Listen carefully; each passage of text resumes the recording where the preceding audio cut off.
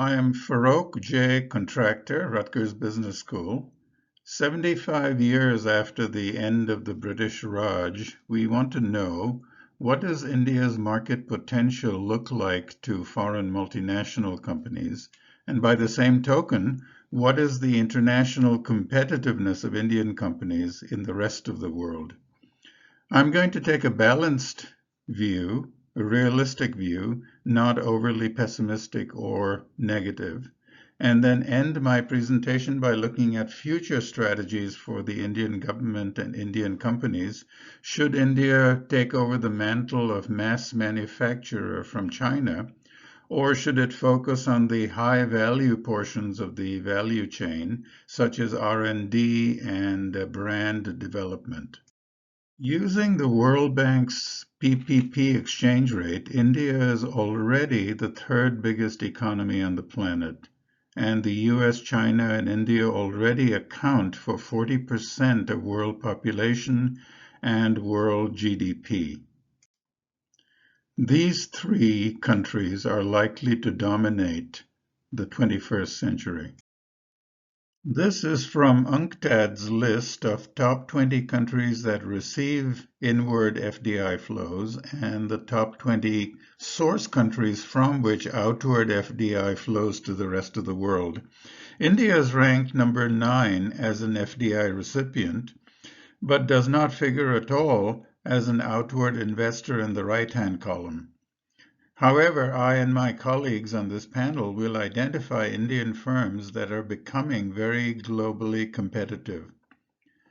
One passing observation, India and China have a comparable population, but India's inward FDI, exports, and economic size are between 1/4 and 1/5 compared with that of China. One reason is that China liberalized its economy with the ascent of Deng Xiaoping in the year 1976 onwards, whereas in India, the economic reforms and liberalization did not begin until the year 1991. The penetration of international business into the Indian economy, measured by the FDI-GDP ratio, is only 1.5% compared with the UK's 54%, Canada's 57%, and even for a giant economy like the US, which is at 33%. Now, this represents an opportunity for multinational companies to participate more in the Indian economy as it liberalizes further and as it grows. The World Bank uses several criteria such as registering property, the difficulty or ease with which land can be acquired by an investor, the complexity of paying taxes, the ease or difficulty of export-import transactions, the enforceability of contracts, etc., to construct an overall index which they call the ease of doing business, and then they compare different countries against each other. Over the past 6 years, India has indeed made big strides in improving its rank from 141st out of 189 countries to 100 rank, and currently it is occupying rank 63, which is a remarkable achievement, of course, applauded vigorously by the current government in India.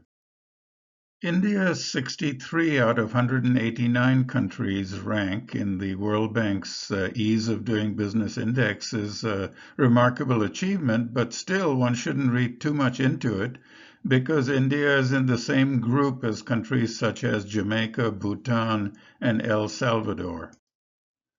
Other bodies, such as the Heritage Foundation, ranks India still at only 129th in the world.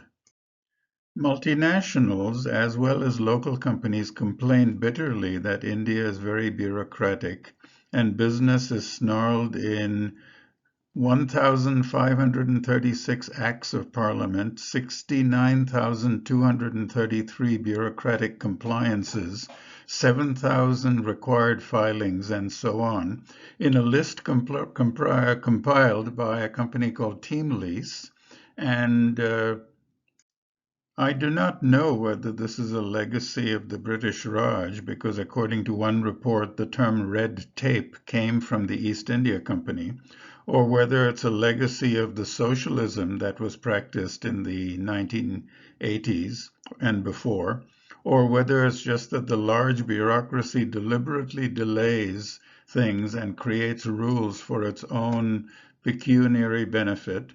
Anyway, these are factors that favor large multinationals and inhibit smaller startups. As we know from the IB literature, there's been recently a lot of talk about born global companies and entrepreneurship in international business. For those smaller companies, these regulatory burdens are all the more onerous. Since the 1980s, India's trade balance has turned negative, and especially so in the last 10 years, with its exports to imports ratio now only 60%. The trade deficit is financed because of the several million Indians that work outside and remit money back home, so that the current account is actually positive and India's reserves are at a record high. Part of the reason for the trade deficit, especially against China, a 6-to-1 adverse ratio of trade or imbalance, is because of a rising middle class of Indians that aspire to buy consumer products such as plastic injection molding images of Hindu deities shown in this Alibaba advertisement at a wholesale cost of only $1 or $1.50 each. But that still begs the question, why can't the Indians make their own gods? My article, published in Rutgers Business Review and also available on my blog, is really about 7 reasons that constrain Indian manufacturing. Actually, it's not thousands, but millions of images of deities that have been produced and imported from China in the last 10 years.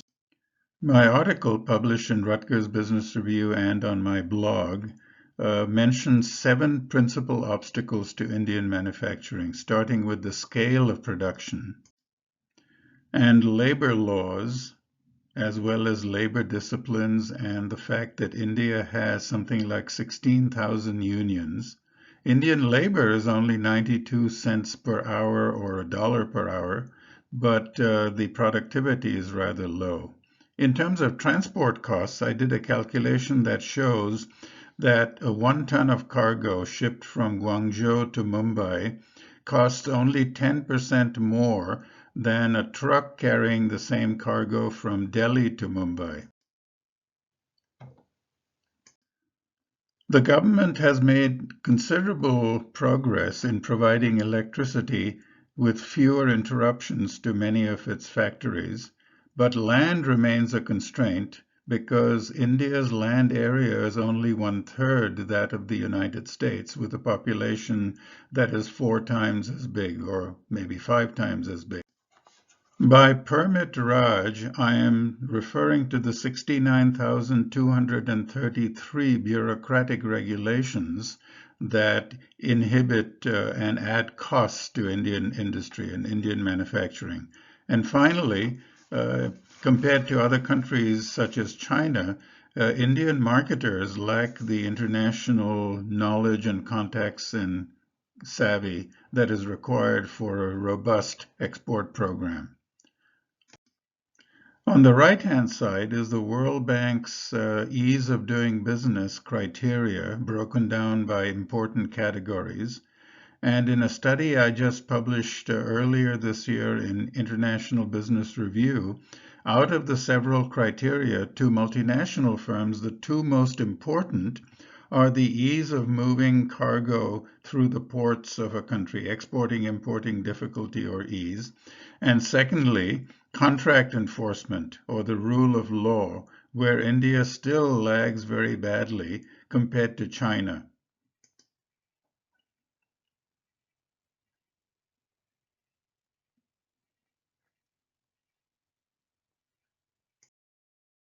Sometime this year or next, India's population will cross 1.4 billion, and become the most populous country on the planet, where China's has plateaued out because of the one-child policy finally taking place. China and in America's populations are aging, whereas India's is still young and vital. And the sociologists and demographers will say that economic robustness and economic vitality are very much linked to the youth of the population. So that can be regarded as a demographic dividend. But I put a question mark next to it because if a country cannot provide enough jobs for those young people, that may not quite be a dividend. This is from a consulting company called Bain and Company, and it presents a very rosy picture of the growth of not only the middle class, but high income and upper middle income segment, which will be a growth market for both Indian and multinational companies such as Facebook, Google, Amazon, and Walmart, which have already invested billions in the Indian market. In the next few slides, I try to identify India's comparative advantage, such as cheap labor costs and 9 months of abundant sunshine, as well as abundant rainfall, which presents a tremendous opportunity for companies in the agribusiness and the environmental area. The fact that something like 100 million Indians have a working knowledge of English, a history of entrepreneurship and experience that goes back to 2,000 years. What is really exciting is that a lot of Indian industry have gone and made a transition from being just brick makers to becoming architects. 25 years ago, in Surat, which is a town in Gujarat, where the diamond cluster is located, mostly it was small, crude stones that were polished. Today in Surat, we have more sophisticated, larger stones that are being cut and polished.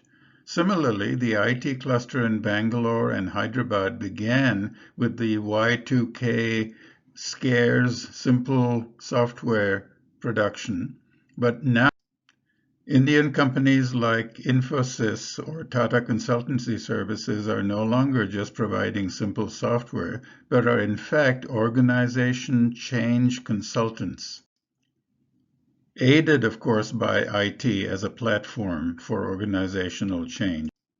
The pharmaceutical sector in India, which was originally based on generics, reverse engineering, and protectionism, because India didn't observe pharmaceutical patents until 2005, has now risen to a point where some of the leading firms in the pharmaceutical sector are doing their own cutting-edge R&D to rival global firms. And the 23 million Indian diaspora facilitates the flow of talent, ideas, technology, business opportunities, investment capital, as well as reputation. For the future, what strategy should the Indian government and business follow? Should India go for mass production, which of course would give jobs to the million aspirants every year that turn 18? Or should India follow the example of companies like Samsung and Huawei, which go up the value chain into the more profitable portions of the value chain, such as R&D and brand value? This ranking from the Boston Consulting Group positions India as being one of the most competitive producing countries based on its labor cost as well as other consideration. But manufacturing cost is not the only consideration for companies. This slide looks at garment exports, with China's labor rates already crossing $4.5 per hour and rising, and the difficulty of getting labor because of the plateauing population. Countries like India, Pakistan, and Nepal are logical replacements with labor costs between 90 cents to $1.45 per hour. And yet, China produces half of the world garments exports, and even Bangladesh produces considerably more.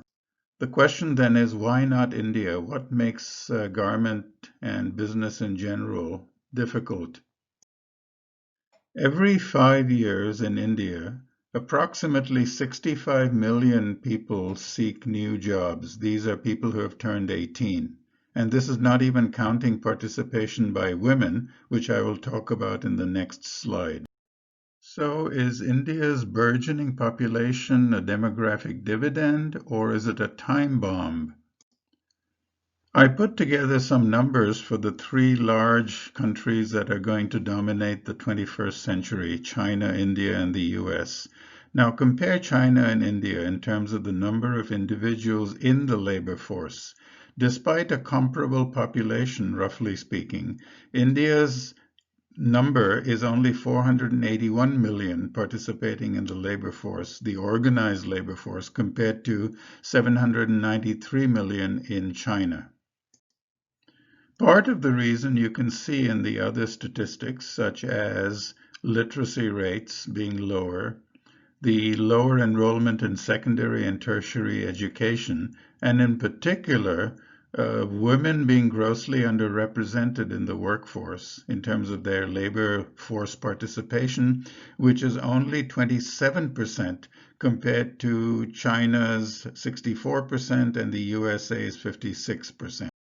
We have here the well-known smiling curve diagram, which on the x-axis is showing the supply chain or the value chain going from R&D to assembly to sales and after-sales service and brand development. And in terms of the U-shaped curve, what it is telling us is that the more profitable portions of the value chain are at either end, in R&D on the one side and in brand development and after-sales marketing on the other. By comparison, staying in the middle, doing just assembly work, is really not very profitable, remunerative, nor does it lead to economic development in any significant way. Chinese companies like Huawei and Haier have already climbed to both the left-hand side and right-hand side of the U-shaped or smiling curve. So one argument says India shouldn't be stuck in the middle and should not go for basic assembly work. Apple is another example of a company that makes pretty much all of its profits at the two extremes of the value chain in terms of superb R&D and design on the one hand, and of course famous brand, a globally recognized brand on the other. In terms of the middle, you will be surprised to know that Apple pays Foxconn, the assembler in China, only $8 to $12 per phone. In terms of the competitiveness of Indian companies, the Boston Consulting Group has been, for at least a decade, putting together a list of champions from emerging countries. And here's a list of firms over the last 10 years that BCG has identified as Indian company champions. And it presents actually a mixed story because some companies are indeed high-tech with significant R&D. Others are in the service sector. Some are labor intensive, but with skilled labor, such as TVS Motor Company or Tata Motors. Most are local market oriented, and their export intensity lags those of other emerging nations. And only one or two have a global brand. I conclude my presentation by saying that the 21st century will be dominated by three countries that already comprise 40% of the world GDP and the human population, which are the US, China, and India. India is a democracy, which is, in my opinion, very good, but where decisions are slow and muddled. India's basic assets are a thirst for education and progress, 2,000-year tradition of entrepreneurship, a diaspora of 23 to 25 million people, relatively open markets.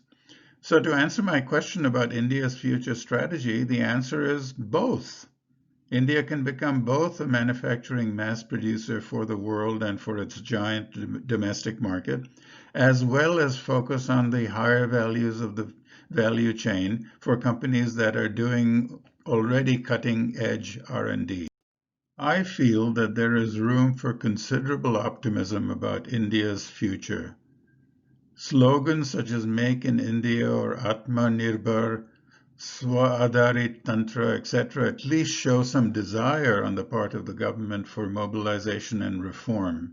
And the government has begun to take baby steps towards reform, such as loans for small business, opening up sectors that were formerly reserved to the state, a new insolvency code to minimize the ubiquity of zombie companies that would languish for years and still pay their workers, some of them, introducing a GST, and recently labor code reforms, such as permission not being needed if a company wishes to lay off, provided it has less than 300 employees, mandatory severance pay reduction, and unions that need 75% of their members approving a negotiation instead of the former 66, a 14-day notice period required for strikes, and the toning down of the trauma or the tamasha of the annual budget spectacle, which is an unfortunate legacy from the British Raj.